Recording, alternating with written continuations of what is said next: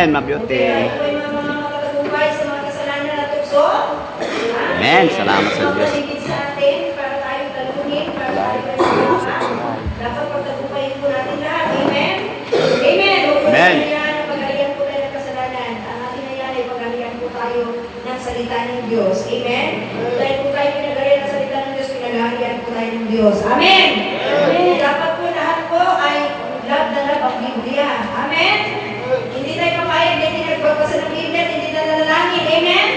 Praise the Lord. Upang tayo po ay magiging overcomer sa lahat ng oras at panahon na tayo nabubuhay. Amen? Kaunti na lang po ang ating panahon. Nagbababa na po si Jesus. Kaunti na lang po lahat na po tayo mga kaedad na. Kaunti na lang ang ating panahon. Hapon na ating buhay. Magsika po tayo na magiging maayos po tayo sa ating harapan ng Panginoon. Amen po ba?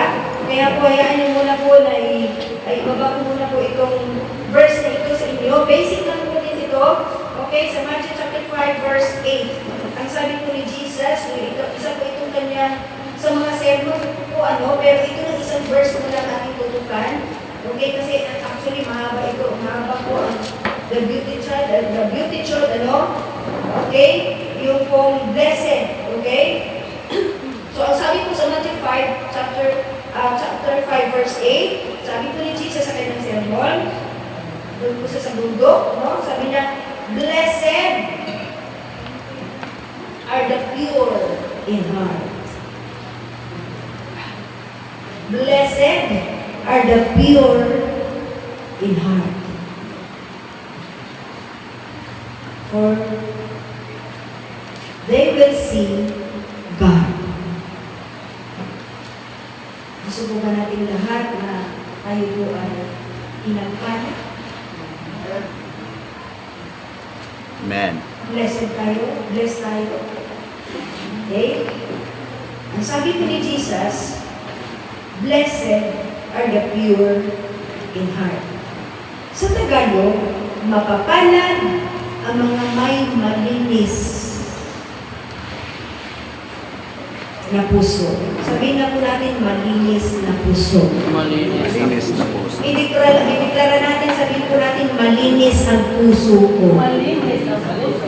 Say it! Malinis ang puso ko. Malinis ang puso ko. Yung iba ayaw magdeklara. Alam niyo po ba, sa ating pagdideklara may power yan? Nangyayari yan? Tapos yung kalinisan ng puso, yung espiritu ng kalinisan ng puso, habang nagsasalita ka, mag-i-invade sa iyo yun. Papasukan ka noon.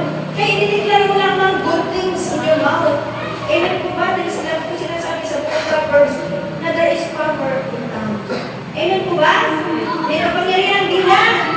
Pero tayong dagdag. Amen po ba? Sige ko, magdadala tayo ng good things. Ang dapat natin idagdag. Amen po ba? Kasi may power yun.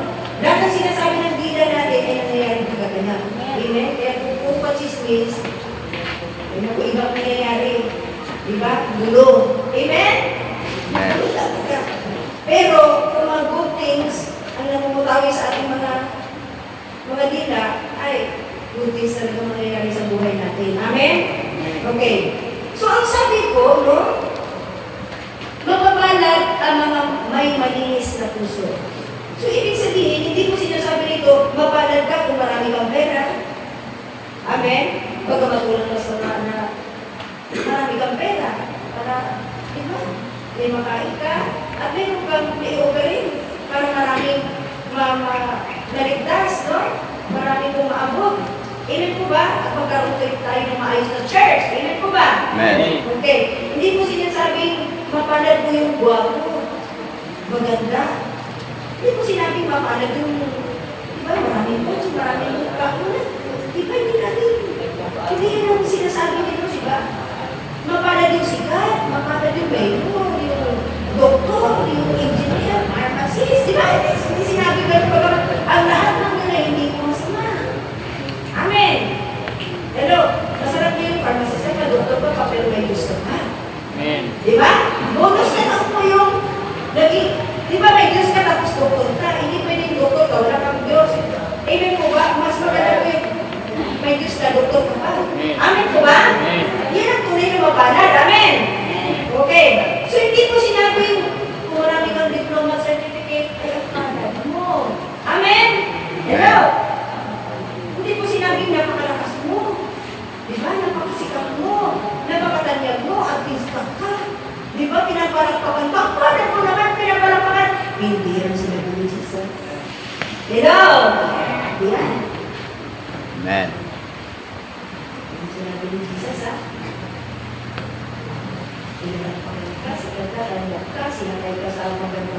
kotse at pinarada ka sa buong town. Diba? Hindi yung sinabi ng Diyos. Hindi sinabi ng Diyos na kumalit ka dahil pag araw-araw, huwag sarap ng mga kinakain mo. Hindi sinabi ng Diyos yan. Ng Diyos yan. Pero ang sinabi ng Diyos, blessed are the pure in heart. Amen. Amen. Yung may malinis na puso, yun ang mapalad. Amen. Kasi may maraming pera dyan. Maraming sikatan yan. Maraming kotse ng bahay. Mataas ang tinapos. Maraming tinapos pero hindi naman malinis ang puso. Hello! Maraming mga may medalya dyan eh. Diba? Lalo ngayon, graduation time. Diba? Maraming mga medals, mga awards, certificate. Diba? Grabe. Ay, parang narating na nila ang success ng buhay. Walang masama roon. Pero, ang success pala ng buhay, yung kung magkaroon ka ng malinis na puso because you will see God.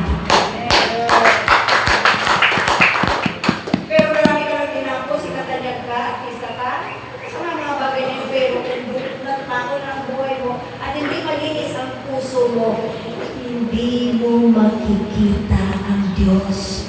You will never see God. Kaya kahit hindi ka pogi, hindi ka sikatanyag, hindi ka, wala kang mata sa pinag-aralan, wala kang pera na marami, wala kang, para kang, sa sanlibutan, nakataas ang kanilang kilay sa'yo dahil wala kang pinag-aralan. Okay lang, pero sa totoo lang, ang Diyos tuwa sa'yo. Kasi na-meet mo yung hiningi ng Diyos. Amen. Kasi bakit? Pag malinis ang puso mo, doon mo na makikilala, makikita. Doon ka lang pag-arian ng Diyos. Amen po ba? So, ibig sabihin, paano po ba? Ano po ba ang salitang blessed? Doon po sa aking nung trabaho pa ako sa clinic noon, may nilala ko, 3,000 daw yung pero nabili ko ng 800. No, promo ngayon. Sabi ko, promo ngayon, ma'am. Pagkulman, sabi ko, hindi ko. Ano to yung dictionary ko? Oxford.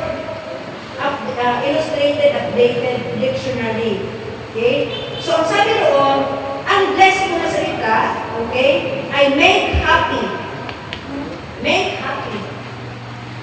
Ibig sabihin, pag-bless ka, masaya ka, maligaya ka. Amen po ba?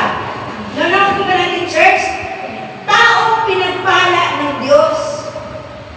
Okay? Yan po ang ibig sabihin ng bless. Okay? So, maligaya, may kapayapaan, at may biyaya mula sa Diyos. Yan po ang ibig sabihin ng bless. Amen? So, hindi ibig sabihin, sinabi rito na marami kang pera. Amen? Nagtapos ka na sa pag-aaral, walang masama po mga kapatid na maganda po yan. Pero lahat ng yan, pinag-aralan nga po namin kanina, ang langit at lupa ay lumilipas, ngunit ang salita ng Diyos ay hindi lumilipas. So, lahat ng pinag-aralan natin dito sa lupa ay lumilipas. Amen? So, yung salita ng Diyos ay hindi lumilipas. Kaya nga, magpakayaman ka sa salita ng Diyos. Amen? Dahil yan po ang magdadala sa iyo sa buhay na walang hanggan sa langit. Amen! So yun po ang salita ng Diyos, may happy, successful, masaya, maligaya, may kapayapaan, at may biyaya mula sa Diyos. Okay? Taong pinagpala ng Diyos. Gano'n po pa natin, church? Okay. So, yung pure in heart, ibig sabihin ng malinis na puso. Ibig sabihin ng malinis, yung bahay na isang malinis, mabago, walang basura. Amin po ba? Maayos ang pagkasalansan ng gamit, malinis. Amen po ba? Walang alikabok. Amen po ba? Walang kalat. Amen? Yan ang malinis. Amen po ba? Lagi sa spiritual po, pag sinabi po ng Diyos ng Padre na malinis na puso, ibig sabihin nun, isang puso, malinis. Ano ang nandun? Sa isang pusong malinis, ibig sabihin walang galit, walang puot, walang tampo, walang inanakit, walang sama ng loob, walang inis. Hello? Hello? Amen. Walang kasalanan. Yan po yung isang pusong malinis. Unawa po ba natin? Puri ng Panginoon. Okay. So, ang isang malinis na puso, kapatid, ay hindi nasusumpungan yung galit, pukot, tampo, inanakit sa manang at mga kasalanan. Nagawa niyo po ba? Amen. At pag hindi nasumpungan ang galit, pukot, tampo, inanakit, habang sa sarili, inis, at walang kasalanan, doon lang po nagiging malinis ang puso mo. Hello, nakikinig ka na? Doon nagiging malinis ang puso mo at doon ka nagiging mapanal. Ibig sabihin, pag meron kang galit po, tampo, inanakit, kasalanan sa puso, ibig sabihin hindi malinis ang puso mo, ibig sabihin hindi ka magiging mapanal. Ganaw po ba natin? Amen. Kaya dapat sa bawat isa't isa sa atin, araw at gabi, dapat taglay-taglay natin ang malinis na puso. Amen. Walang kasalanan. Amen. Para yung sinabi ni Jesus ay talab sa'yo, mangyari sa'yo, na-bless ka na, mapalad ka na, dahil may malinis ng puso. Church, ang gusto natin, masaya. Amen. Masayang buhay, maligayang buhay, mapayapang buhay, mabiyayang buhay. At, kapatid, tandaan, mangyayari ang yan kung malinis ang puso mo. Hello. Pero kung hindi malinis ang puso natin, hindi tayo magkanya. Opo, may pera tayo, may pinag-aralan tayo. Pero hanggang lupa lang yan, nai-enjoy. Pero kung gusto natin, pati hanggang langit, nai-enjoy po natin ang buhay. Lilinisin po natin ang ating puso. Ang mapalad lang yung may malinis na puso. Amen. Paano nilinisin ang puso? Ang sabi dito sa John 15:3, malinis na kayo sa pamamagitan ng salita. Mga salitang sinabi ko sa inyo. Ang salita ng Diyos, ang Biblia, ang naglilinis ng puso ng tao. Amen. Kaya pag hindi ka nagbabasa ng Biblia, hindi malinis ang puso mo. Amen. Kalabitin mo kami mo, kailan mo muling binuklat Amen. na sa tinitigan ang Biblia mo. Kailan? Amen. Praise the Lord. Ang sabi ng iba, last year, ibig sabihin, gabong yan, hindi malinis ang puso. Kasi ano sabi yun? Malinis na kayo sa pamamagitan ng salita, mga sinabi ko sa inyo. So ang salita, ang naglilinis, hindi na kapatid si Timothy. Hindi na nakabalik. Sayang mga mensahe. Sayang. Dapat lang ng revelation ng Lord. Bakats natin kasi ito yung babago ng buhay natin. Ito yung magdadala sa atin sa kalangitan. Amen? Ang salita ng Diyos ang naglilinis ng puso ng tao. Kaya kung Sunday ka lang nakikinig ng salita, Sunday ka lang naglilinis ng puso. Dapat everyday tayo, everyday ka nga naliligo eh. Para, lalo ngayon Sunday, everyday ka naliligo, amen? Paliguan mo yung puso mo, linisin mo rin yung puso mo. Obligasyon mo. Nalinisin ang puso mo. Hindi po obligasyon ng Diyos na linisin ang puso mo. Ikaw ang lininis doon. Anong sabi ng Isaiah 1:16? Maglinis kayo! Sino maglinis? Kami, tayo. Tayo! Tungkulin natin yan, papel natin yan, huwag natin ipagawa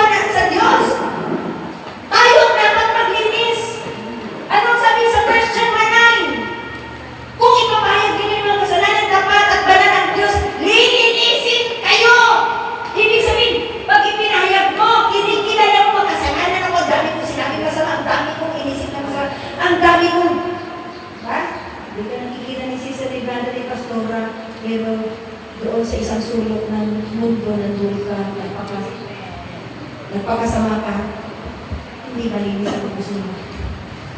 Amen? Para magiging malinis ka, yung salita ng Diyos, nilinisin ka. At para magiging malinis ka pa, kilalanin mo yung mga kasalanan mo, ihingi mo ng tawad. Kapag ang Diyos banal, nilinisin niya. Amen. Ang puso mo ang buhay. Dapat, ibig sabihin nun, walang dapat kasalanan sa ating puso nagtatambay. Huwag mong hayaan na yung puso mo tinatambayan ng kasalanan. Kasi hindi ka magiging kapalan. Hindi ka magiging blessed. Ibig sabihin, hindi ka magiging masaya ang buhay mo, maligaya ang buhay mo, mapayapa ang buhay mo. Amen? Kapag natin si Lord,